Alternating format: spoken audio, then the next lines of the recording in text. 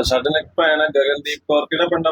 ਜੰਡਾ ਵਾਲਾ। ਜੰਡਾ ਵਾਲਾ। ਇਹਨਾਂ ਦੀ ਨਾ ਲੱਤ ਦੇ ਵਿੱਚ ਦਰਦ ਆ, ਕਾਫੀ ਮਹੀਨਾ ਹੋ ਗਿਆ ਜੀ।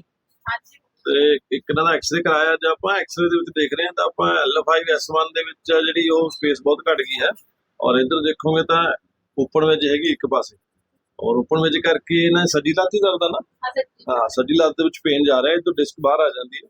ਇਹਨੂੰ ਆਪਾਂ ਟ੍ਰੀਟਮੈਂਟ ਕਰਾਂਗੇ। ਟ੍ਰੀਟਮੈਂਟ ਤੋਂ ਬਾਅਦ ਜਸਟ ਆਪਾਂ ਦੇਖਦੇ ਹਾਂ ਵੀ ਕਿੰਨਾ ਕੁ ਰਿਲੀਫ ਮਿਲਿਆ। ਉਲਟੇ ਪਾਓ। ਇਹ ਮੋਟਾ ਬਣ। ਤੇ ਕਿੰਨਾ ਕੁ ਹੋ ਰਿਹਾ?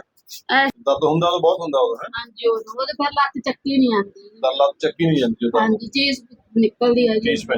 ਓਕੇ ਠੀਕ। ਬਾਹਾਂ ਪਿੱਛੇ ਕਰੋ।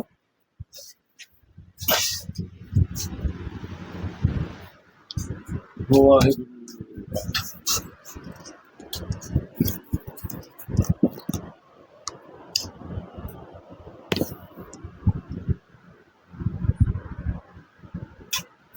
ਤੁਹਾਨੂੰ ਵੀ ਦੱਸਦੀ ਆ ਨਹੀਂ ਤਾਂ ਕੋਈ ਇੱਥੇ ਦਰਦ ਨਹੀਂ ਵੀ ਇੱਥੇ ਇੱਥੇ ਬਸ ਟੂਈ ਚ ਦਰਦ ਹੁੰਦਾ ਨਾ, ਹਾਂਜੀ ਇਸ ਲੱਤ ਤੇ ਜ਼ਿਆਦਾ। ਹਾਂਜੀ ਚਾਚੀ। ਓਕੇ, ਇਹ ਪਾਸਾ ਲਓ।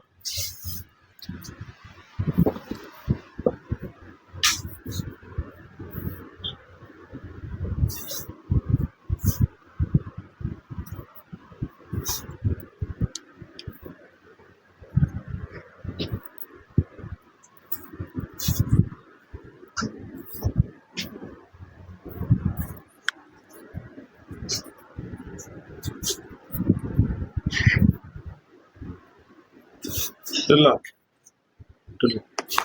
Yes, yes. चलो वो दोनों को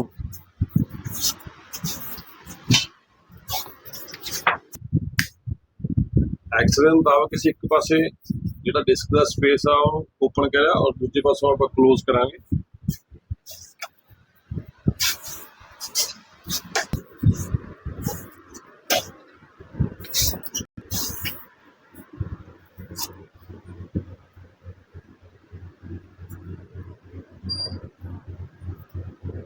ਟਲ ਵਾਹਿਗੁਰੂ ਵਾਹਿਗੁਰੂ। उसके बाद चौके दे चौके। यस हाँ, होता दर्द होया नहीं है? नहीं कहना नहीं होया। और देखो ट्रीटमेंट है आप 2-3 सैटिंग करांगे, ठीक है? 2-3 सैटिंग तो बाद अपना पेन एक्सपेंट चला जाएगा, ठीक है? और सीधे लेफ्ट करी। हेलो, थोड़ी जी ਆਪਾਂ ਨੈਕ ਦੀ ਐਡਜਸਟਮੈਂਟ ਕਰਾਂਗੇ ਕਿਉਂਕਿ C2 ਦਾ ਜਿਹੜਾ ਕਨੈਕਸ਼ਨ ਆ, C1 C2 ਦਾ ਕਨੈਕਸ਼ਨ ਆ ਉਹ L5 L4 ਨਾਲ ਆ। ਢਿੱਲਾ ਵਾਹਿਗੁਰੂ, ਢਿੱਲਾ ਵਾਹਿਗੁਰੂ। ਉੱਥੇ ਦੇ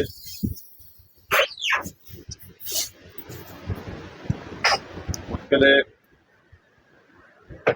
ਯਸ ਚੈੱਕ ਕਰ, ਹੁਣ ਦਰਦ ਹੈਗਾ?